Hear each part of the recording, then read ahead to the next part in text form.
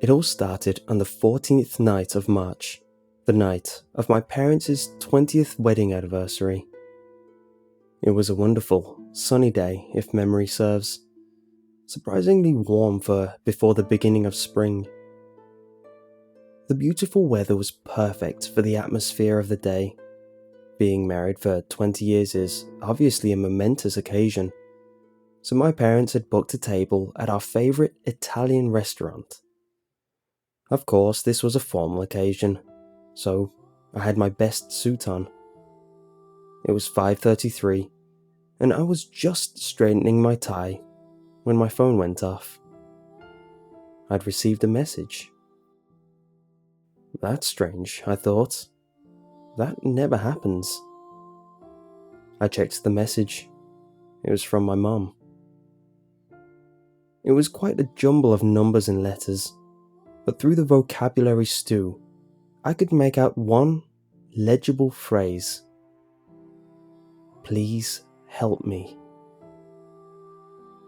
It should go without saying that this worried me greatly, so I immediately replied, Are you okay? Just as instantly, I got another text which read, Oops, pocket text. I sighed with all the relief I had and continued to prepare myself. A few minutes later, I received yet another message, this time from my dad. I checked the text, and once again, it was a massive mixture of letters and numbers, with the phrase, Please, help me, concealed within. Creepy though this was, my dad was always a joker, so I presumed he was just joking around. Until I was sent another text saying, Oops, pocket text. Now, this sparked panic. Pure, unmistakable panic. Exactly half a minute passed when I received the exact same 2 messages from my sister. Thus, could not be coincidental. It just couldn't. In a state of sheer anxiety, I started to run to the restaurant. I made it about a quarter of the way before I was stopped by a police officer.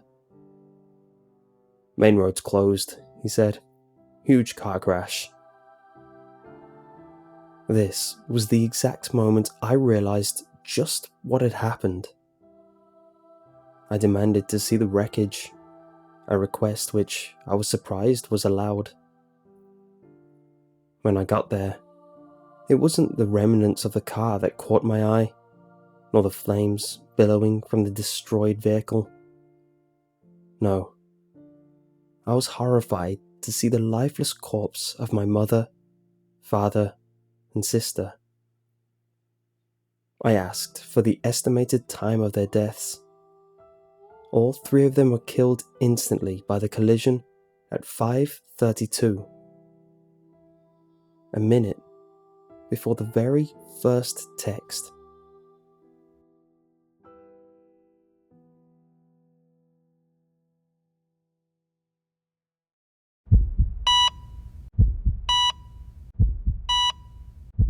I don't really remember what happened before it all went dark. I think I was in a car. All I can remember was the loud noise, some screech of metal on metal, and then nothing. I woke up in this beeping place. I'm not sure where I am because I can't seem to open my eyes. Silly, isn't it? I can definitely feel the blanket on top of me and the beep, beep, beep beside me, but I can't open my eyes, or talk, or move. People come to poke me every now and then, and I always try to talk to them. Can someone tell me what's happened to my eyes? I can't open them, I tried to say, but my vocal cords don't seem to want to cooperate, so I guess I'll just wait. These people seem to know what they're doing.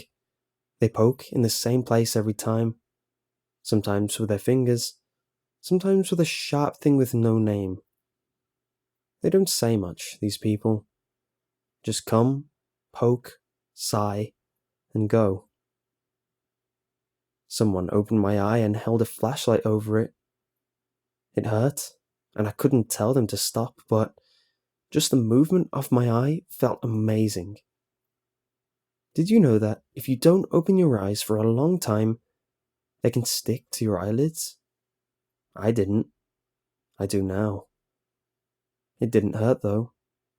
It just felt good when it unstuck. Someone's been holding my hand and reading me stories. They're 7 chapters into Harry Potter and the Chamber of Secrets now. I tell them that I've read them, but I can't. They hold my hand sometimes and just sit with me, so it's just me, them, and the beep, beep, beep. I think it's my mom. She was crying today. I wanted to make her happy and not sad, but something's definitely wrong with my arms because I couldn't hug her better. I'll just have to tell her when I can that I wanted to help. Some people came into the room while Mom was crying, said that she should leave, that she shouldn't be here for this. But I didn't recognize the voice, and I didn't want Mom to go. I was scared. She cried louder, said, "No, he's still there." And I wanted to shout, "Of course I am. Where would I have gone?" And everyone left. Mom came back a bit later, sniffing. She sat down and started crying a bit louder and louder until she was almost screaming. And then she hit me, right in the face. I couldn't tell what I'd done wrong, but she hit me again and again and again, and I couldn't say sorry or cry or stop her. Only sit there until the men came and took her away. 2 of the men stayed though, and they were mumbling, and I couldn't make out what they were saying until I caught the word coma. I wanted to scream, shake, jump up, and slap him in the mouth. But I couldn't. I couldn't say stop. Couldn't say, "Please, I'm here. I can hear you. Please don't do this." Nothing. I could only sit there while they poked me with a sharp thing with no name that must be a needle. The beep, beep, beep turned into a beep, beep, and I felt myself get tired. I wanted to ask what they were doing, what they thought it would help to slow the beeping down, but I couldn't. I was screaming at the top of my lungs, but I wasn't moving. I don't want to die. I don't want to fade away. I need to hug Mom. Tell her everything's okay. Tell her I'm here and I'm fine. But I don't think I'll get the chance now. Beep, beep.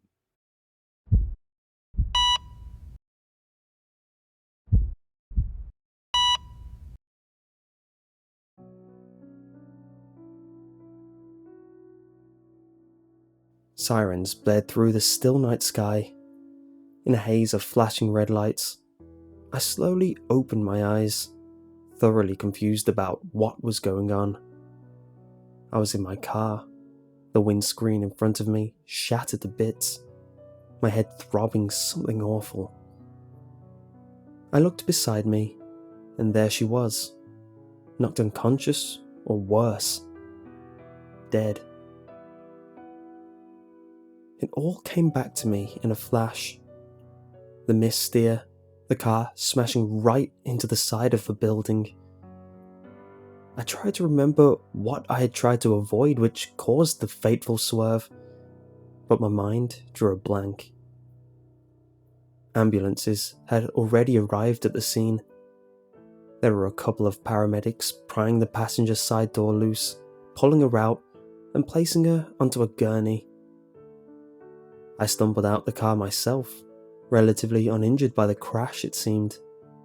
Besides the headache, I didn't seem to have other major injuries. She was rushed to a nearby ambulance in a haze of frantic EMT activity and general medical mumbo-jumbo. I tried to overhear what her situation was, but couldn't make out any words clearly. I realized my ears were ringing, probably part of the headache. In a confused daze, I automatically climbed into the back of the ambulance with her, fighting every throbbing cell in my brain. I attempted to shout a few words of encouragement to her unconscious body. The paramedics probably just assumed we're together, having been in the same vehicle, and didn't seem to object to me tagging along. In fact, they barely seemed to care I was in for the ride. Reaching the hospital set off another set of frenzied actions. Hospital staff appeared from nowhere at the ambulance door and whisked her away through the swinging metal doors before I had a chance to stumble out and onto the sidewalk. Catching up, I saw her being wheeled into a room to the left of the waiting area and rushed in after the group of nurses surrounding a stretcher. Another vague exchange of medical jargon between an ER doctor and his nurses, and from nowhere, an ominous-looking device I understood to be a defibrillator emerged. The doctor moved swiftly, and before they had a chance to clear the room of people, namely me, Vaseline the cold metal plate and zapped her. Nothing. He repeated the action 3 more times before she sputtered suddenly to life. At that moment, all the stress in the world seemed to be lifted off my little shoulders. She was alive. All this time, I was more or less sure she would have been, but there was always that little voice talking to me in the back of my head saying, "She's gone."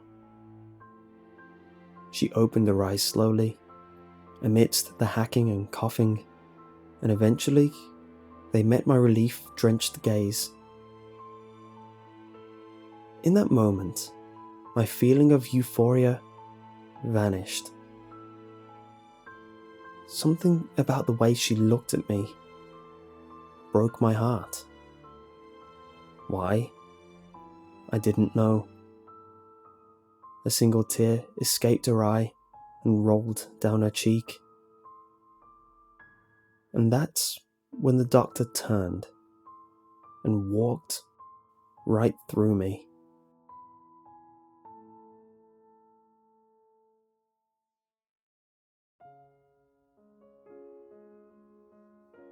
December 22nd, 2012. Dear Michael, Hey babe, I haven't heard from you in a while. I just wanted to check in. I've missed you so much since summer. I just wanted to write to you about how much I'm looking forward to seeing you again on Christmas. My mother and I are making those cookies that you loved last time. It sucks that we live so far away from each other now, but I still love you. So, get over here on Christmas and let me show it. Love, Maria. December 26th, 2012. Dear Michael, now, first and foremost, I wanted to say I'm not angry with you at all. I know that you have a very busy life now that you've gone away for school. I still love you, and I hope that you had an amazing Christmas. I was sure you would come, but I remember my mother saying something about something happening to you so you couldn't come. It's alright. I'm sure it was more important than driving all the way here just for dinner. I really hope to see you sometime soon during your holiday, babe. Love, Maria. January 1st, 2013. Dear Michael, hey babe, I just wanted to check in on you again. I was shopping and saw a bunch of those hats you love to wear on sale. They reminded me of you, so I picked one up for you. I really look forward to giving it to you once you come visit. Can't wait. Love, Maria. January 7th, 2013. Dear Michael, do you remember that time we took your father's boat out to the bay? You took me in your arms and told me that one day we'd have a family together. We'd live in a riverside house together. We'd have 2 dogs and 2 sweet little girls that we would care for with each other. You said one day, when you're done with college, you'll take me to see the world, and you'll buy us our own boat so we can go out into the cove with our children and enjoy life. I don't know why, but I'm really missing you right now. Again, I know you're busy, but please try to visit soon. I know you're trying your best. I'll see you soon. I can't stop thinking about you. No one understands it. It's their loss. They're just jealous. I should make them go away. There's no one here. I miss you. Love, Maria. January 13th, 2013. Dear Michael, I had a friend over in my room. I told her about the letters I've been sending you. I also told her about how long I've been waiting for you to come visit. She said that you would never come. I don't know why she was so mean like that. I thought it was really rude. I got mad at her and then yelled at her to leave. I didn't want people to talk about you like that. Why would anyone say that you are not coming? I know you are. I know you'll be here any minute, and I'll be standing at my door, waiting for you. Maybe you've already come, and I've been busy or asleep or something. I'm so stupid then. My mom isn't any help. She doesn't like you, especially now.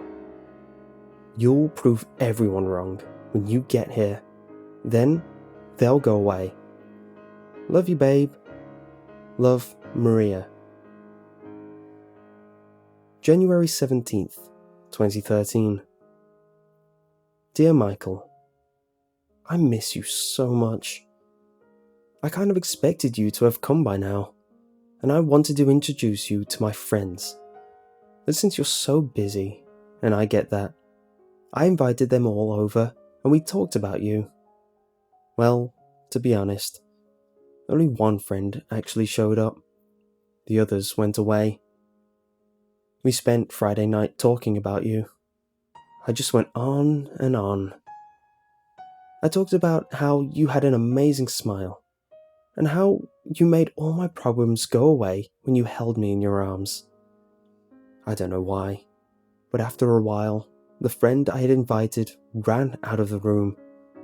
She had tears in her eyes and was holding her hands to her eyes. She left right afterwards and didn't even say goodbye. I guess she was so excited and happy for me that you were coming to visit. Or maybe she was jealous of how perfect of a boyfriend you are. I am getting that vibe from a lot of people for some reason. I don't know why. When you get here, we need to get away together. Just the 2 of us. I'm tired of people. They're not you, so they're nobody. Can't wait to see you. Love, Maria. January 20th, 2013. Dear Michael, I miss you so much. Yesterday, I locked myself in my room one morning and daydreamed about you. My mother barged in and yelled at me for not going to school though. She says I can't write any letters to you anymore. She said that you were never coming. Even worse, after school, a couple of my close friends came over. They all talked to me like I was stupid for some reason. They all said I couldn't write any letters to you anymore. They all said that you were never coming. How are they all jealous of me? You'll show them. I thought they were my friends too. You're my only real friend. Don't worry about the others. I can make them go away. It's fun. I've done it with a lot of people already. It's so easy. You'll show them. I can't wait for you to come. I know you'll come, and you'll hold me, and all my problems will go away. Please come. I miss you. Love, Maria. January 22nd, 2013. Dear Michael, I'm sorry. I've been expecting so much of you. I know you're really busy. I know you're trying your best to come to me. I'm only making you feel guilty by pinning all my problems on you. I'm only giving you more to worry about. How selfish of me. I'll come to you, Michael. Then we can have our boat together. We can raise children together. We can be together.